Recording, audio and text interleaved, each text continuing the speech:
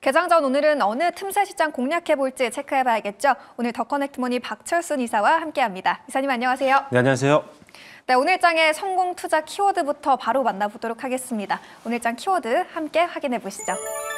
네, 비만 치료제와 동반 성장 분야 주목이라고 남겨주셨습니다. 비만 치료제가 올해 상반기에 상승폭을 키웠는데 최근에 바이오주 전반에 대한 우려도 있었고 주가가 부진했거든요.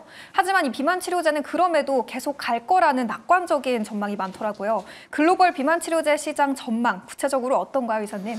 네, 이제 삭센다에 이어서 우리나라에 이제 위고비도 들어왔잖아요. 그러면서 이제 투약 기간도 좀 단축이 되고 기타 뭐 부작용 같은 것들이 개선된 이런 제품들이 계속적으로 개발이 되면서 비만 치료제 시장은 굉장히 고성장할 것으로 보고 있습니다.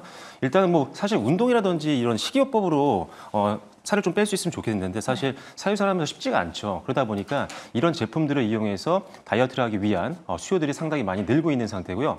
2023년도에 지금 시장이 한 66억 달러 정도였는데 예상으로 지금 2028년도에 한 480억 달러까지 시장이 고성장할 걸로 보고 있습니다. 그렇다면 연평균 성장률로 봤을 때는 거의 50%에 육박하는 고성장이 예상이 된다는 건데 그러다 보니까 이제 관련된 종목군들이 주기적으로 지금 테마가 형성되면서 급등락을 반복하고 있다라고 보시면 될 것 같습니다. 비만 치료제 시장이 워낙 또 고성장을 하니까 이 시장과 관련된 비만 치료제와 관련된 종목들도 봐야 되겠지만 여기에 관련된 종목군들도 묶어서 좀 봐야 됩니다. 예를 들어서 뭐 비만 치료제로 인한 뭐 부작용이라든지 이런 것들을 개선시킬 수 있는 어떤 화장품이라든지 아니면 의료기기라든지 이런 제품들도 관심 있게 보셔야 되니까요. 비만 치료제와 직접적인 관계가 없더라도 관련해서 성장할 수 있는 다른 섹터들도 한번 묶어서 보시면 좋을 것 같습니다.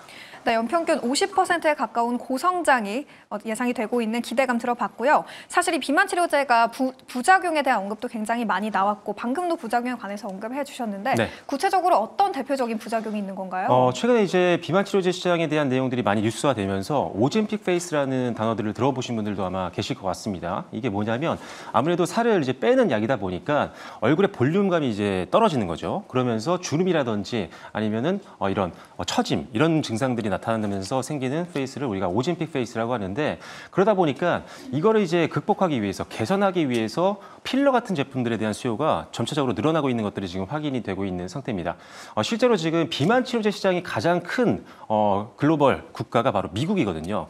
미국 시장에서 이제 외과의들한테 물어봤을 때도 이런 필러로 개선시키는 게 가장 또 효과적이다라는 이야기도 많이 하고 있는 상태이기 때문에 이 비만 치료제 시장이 성장하면서 나타나는 이런 부작용들과 함께 개선될 수 있는 이런 제품들을 만들고 있는 필러 관련된 회사라든지 톡신이라든지 이런 제품을 만들고 있는 기업들도 동반 성장 가능성이 있으니까요. 함께 계속적으로 지켜보시면 좋을 것 같고요.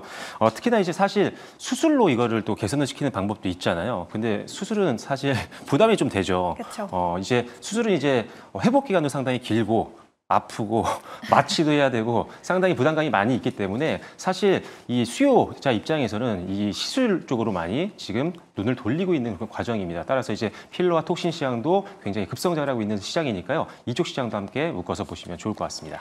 네, 이 동반 성장 분야로 오젬픽 페이스를 개선할 수 있는 스킨 부스터나 미용 의료기기 쪽도 함께 보자라고 제시해 주셨는데 그렇다면 비만 치료제보다 이쪽 관련 시장이 좀 더 주목해 볼 만한 가치가 있는 이유는 뭐가 있을까요? 일단은 지금 이 부작용에 대한 부분들이 사실상 지금 점차적으로 더 부각이 많이 되고 있는 것 같아요. 그러다 보니까 이 실제로 위고비를 맞은 투자자들이 많이 생기면 생길수록 이 개선시킬 수 있는 부작용을 개선시킬 수 있는 거에 대한 니즈가 계속적으로 늘어나고 있는 그런 상태고요.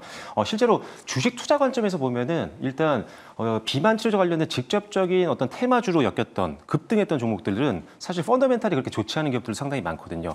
약간의 어떤 위고비와의 인연이 있으므로 주가가 급등하고 그 이후에 또 급락이 나오면서 사실 매매 타이밍을 잘못 잡으면 단기간 내에 큰 손실로 이어지는 경우도 굉장히 많기 때문에 사실 이런 급등락을 보셨던 분들이라면 사실 이 매수를 하기가 사실상 그렇게 쉽지는 않은 그런 테마이기도 합니다. 그래서 일단 펀더멘탈이 좋지 않음에도 불구하고 단기 테마로 올라간 종목들이 많기 때문에 투자 관점에서 좀 리스크가 있다라는 판단이고요.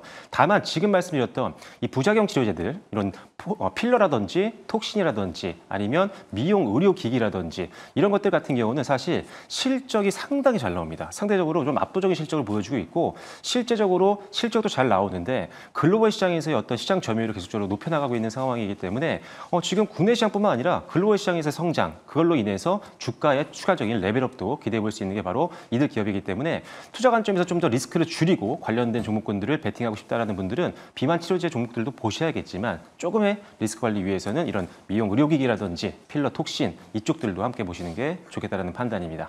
네, 위고비 출시 이후에 관련 비만 치료제 기업들의 주가가 급등했다가 빠르게 차익 매물이 나온 것처럼 이 급등락을 보이는 변동성 큰 기업이 많기 때문에 그 대안으로 미용 의료기기 쪽에 집중해보자라는 의견이었는데요. 그렇다면 이 중에서 어느 기업 구체적으로 보면 될까요? 네, 일단은 관련된 종목군들 중에 실적과 그다음에 내년 성장이 기대되는 종목군들이 상당히 많습니다. 여러분들도 들어보신 기업들이 많을 텐데 필러 쪽으로는 당연히 1위 기업이죠. 휴젤이 있을 것 같고요. 그다음에 메디톡스, 제테마, 그다음에 휴메덱스와 대웅제약 같은 기업들을 보시면 좋을 것 같고요.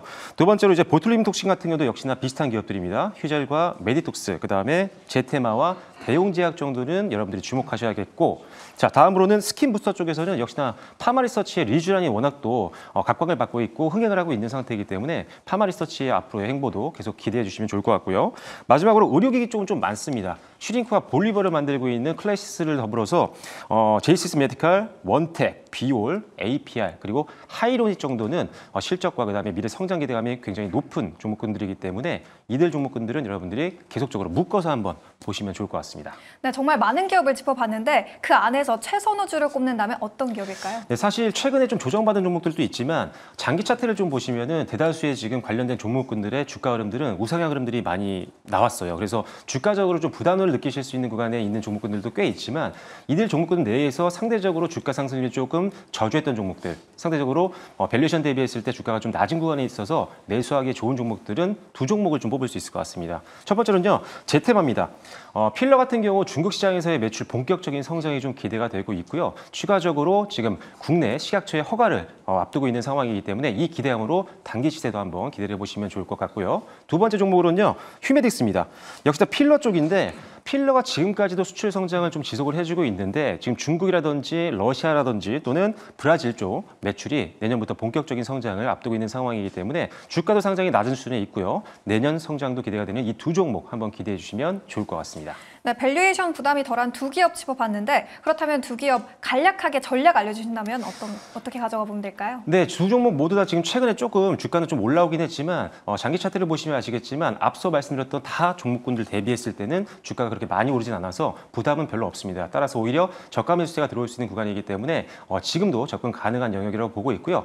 다만 시장의 변동성을 우리가 예측하기 좀 어려운 상황이잖아요. 오늘 급등 이후에 또 시장이 또 급락이 나오는 경우가 많기 때문에 항상 분할 매수로 접근하시는 전략으로 대응하시면 좋을 것 같습니다. 네, 분할 매수 전략까지 체크해봤고요. 오늘 살펴본 제테마와 휴메딕스, 타픽 기업까지 함께 확인해봤습니다. 오늘 전략도 잘 확인해보시고요. 지금까지 박철순의 사전 분석 시간이었습니다.